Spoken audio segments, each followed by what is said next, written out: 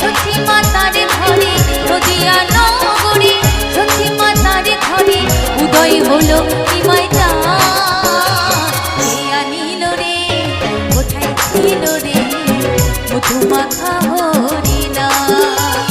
কে আনিল রে কোথায় ছিল রে মধুমাখা হরিণা?